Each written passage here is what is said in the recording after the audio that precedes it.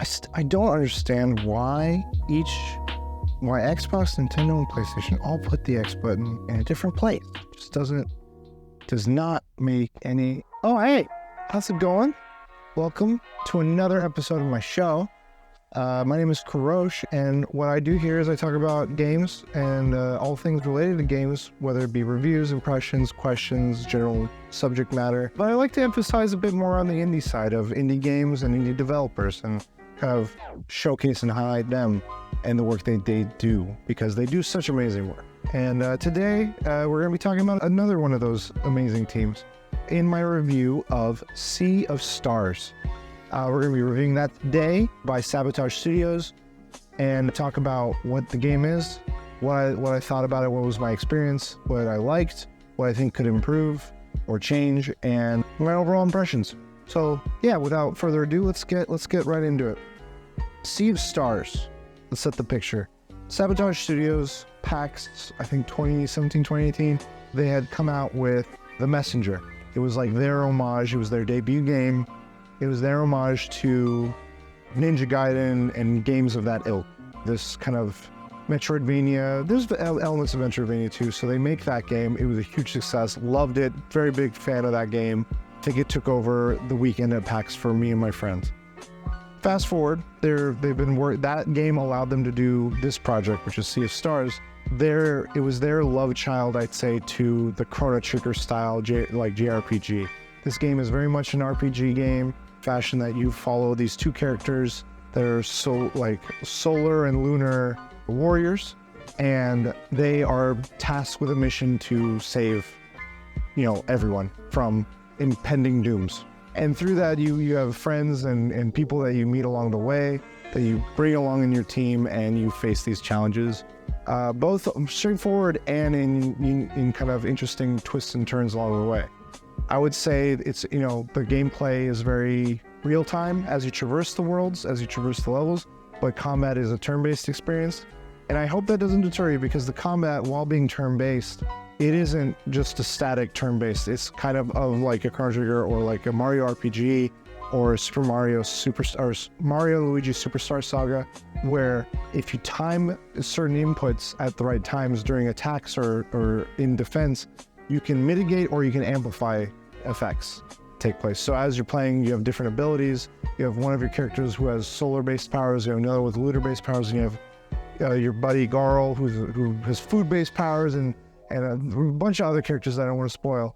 Each of them, different types of inputs, different types of attacks, different types of combos that you then use as you go through the game, and you level them up, and you have those typical RPG attributes and aspects to them. This game is, I think, right now in the process of getting its physical release, but I was able to play a review copy of the game on my Steam Deck on Steam. I played a little bit on PC. I played it largely on my Steam Deck. And I think handheld is a great space for it. I think playing it in with either a Switch or a Steam Deck is great. I think PC is also good, but it really lends itself to the portability. Jumping in, playing a little bit, jumping out, pausing things, kind of going from there. There's a lot to explore. So that's what the game is. I'd say the game 20 to 30 hours roughly, depending on how much you want to complete. There's a lot of side option missions, extra things you can do, or you can just go straight to the main story. What I experienced, what my playthrough was like, it initially had its hooks in me. The music by this studio, Sabotage Studio, I cannot recommend enough. Check out their tracks on Spotify or buy their vinyl albums, or however you can get your hands on the music from The Messenger and from this game. It's great chiptune style music. It's very much as the rest of the game is an homage to those games, the music is just as much an homage to the games of those generations and those styles. It's charming. The things that I like about it, and kind of I'm gonna mix in what I experienced versus what I like. There's a lot of charm with what they bring. There's a lot of personality, I think, with the dialogue that they have of each of the characters. You get a strong sense. Given a game that's an RPG style, text-based only, they're conveying a lot through text, and I hear their voices in my head of Garl, of Valaire, and of all these other folks in the group, the headmaster of their temple and everything, and it exudes this unique character and qualities amongst this world that they just built out. Feels like a fleshed out world that I very much felt myself just kind of immersed in and loved. There's a series of islands you go through, there's side characters you meet that have very unique personalities and qualities that are just like captivating and kind of have stuck with me since. And it is all enjoyable. I think one thing I love is, a turn-based game isn't like my favorite, but I'm not like opposed to it either. I'm not opposed or I'm not a fan of it. It's kind of like in this middle neutral ground for me. What I do like is when a turn-based game has those elements like Mario RPG or Superstar Saga, where I have moments where I can impact or lessen the effects of abilities. I think that makes it a little bit more unique of an experience, makes you still feel kind of engaged. But then kind of, as you go through those games, it gets grindy oftentimes, and as is a trope of a JRPG, and I think it helps that monotony because it keeps me kind of involved still. But it's very much following these characters and how unique they are in their story. I think the story is the largest kind of unifying quality here, in keeping that curiosity of where they're going, where each character is going, what's the overall mission, what's the next adventure leading to, and everything. So I very much enjoyed that. I would then like to say what I would like to see improved upon or changed. And in that vein, where those areas I enjoyed so much, I think is the area where I'd love to see more of. I think they offer a variety of combos, like I said, where it allows like you to have your inputs in, but it does combos between characters or special moves of characters. At a certain point, it started to feel like there's only like a couple for each. And that did start to wane on me where I'm like, okay, I'm going in these same fights doing the same kind of attacks. I'd like a little bit more variety or customizability where maybe I don't like, if in the future they decide to expand on this into more in this world or this style of gameplay, offering a variety of loadouts of types of like, okay, you want this special ability that leans you harder in this direction, or magic or physical, and more of that. So it changes it up, so it makes it the experience a little bit more nuanced and fresh rather than like starting to fall into that routine. That's the only thing in terms of the combat that really like stood out to me that I'd love to see more of. I think the music was fantastic, the world was great. I just, again, would love to see more in this world. I know that they're planning on doing a new property or a new game of sorts, and they're already planning that out. I'm wondering what that entails and if it's related at all to this.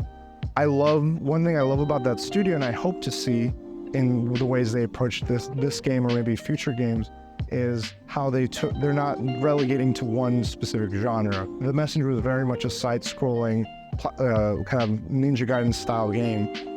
This is very much a Chrono Trigger homage and RPG. I'd love to see them do another thing much akin to like how Supergiant has done with Hades and Pyre and Bastion and a variety of games. All of them have their unique style and flair while also still feeling like a very unique, different style of gameplay, and kind of not just staying in one. But, who's to say? Maybe they just blow my socks off with a Sea of Stars too, and I just eat all my words right now.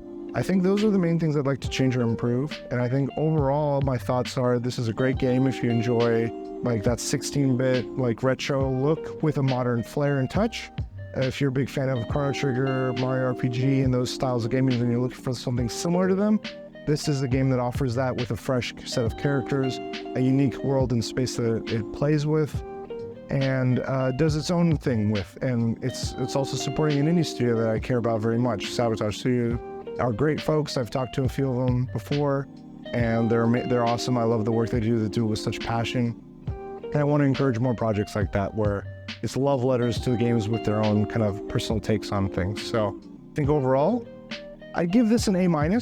I love what it's doing. I love what it's offering. I think what it's combating with is falling into kind of like a cyclical routine that I struggle with JRPGs and turn-based games like that, of the grindiness. And it's hard. It's to a point where it's distracting enough where I'm aware of it, but it's not to a point where it deterred me from the whole experience.